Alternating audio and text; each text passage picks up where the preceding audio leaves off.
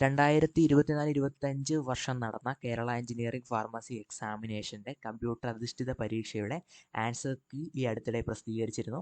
അപ്പോൾ ആ ഒരു ആൻസർ കീയിലുള്ള തെറ്റുകൾ ചൂണ്ടിക്കാട്ടി പരാതി അയക്കാനുള്ള അവസാന തീയതി വീണ്ടും എക്സ്റ്റെൻഡ് ചെയ്തിട്ടുണ്ട്. അതായത് ഈ വരുന്ന ജൂൺ 15 വൈകുന്നേരം 5 മണി വരെ ആയിട്ട് സമയം കൂട്ടിയിട്ടുണ്ട്. ഇനി ഈ ഒരു പരാതി അയക്കുന്നതിനെക്കുറിച്ച് നമ്മൾ നേരത്തെ തന്നെ ഒരു വീഡിയോ ചെയ്തിരുന്നു. അതുപ്രകാരം നമുക്ക് ഇമെയിലായിട്ടോ അല്ലെങ്കിൽ ഫോൺ നമ്പർ വഴിയോ ഒന്നും ഈ ഒരു പരാതി അയക്കാനായിട്ട് പറ്റില്ല. ഒന്ന് ചെയ്യാൻ പറ്റുന്ന കാര്യം, നിങ്ങൾക്ക് നേരിട്ട് അവിടെ ഹാജരാകാനായിട്ട് സാധിക്കും.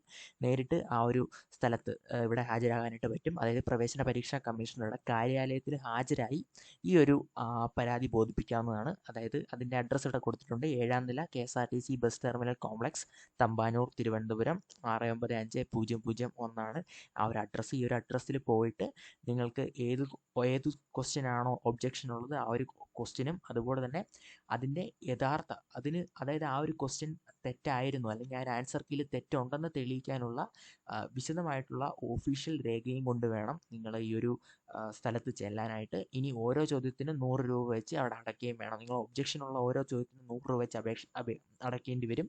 ഇനി നിങ്ങളുടെ ഭാഗത്താണ് തെറ്റ്, അതായത് ആൻസർ കീയിൽ പിഴവുണ്ടെന്ന് തെളിഞ്ഞു കഴിഞ്ഞാൽ നിങ്ങൾ അടയ്ക്കുന്ന ആ ഒരു പൈസ റീഫണ്ട് ചെയ്ത് കിട്ടും. അതിനായിട്ട് നിങ്ങളുടെ അപേക്ഷയിൽ നിങ്ങളുടെ അക്കൗണ്ട് നമ്പറും അതുപോലെ തന്നെ IFSC കോഡ്, ബ്രാഞ്ചിൻ്റെ നെയിം തുടങ്ങിയവ രേഖപ്പെടുത്താതിരിക്കാൻ മറക്കരുത്.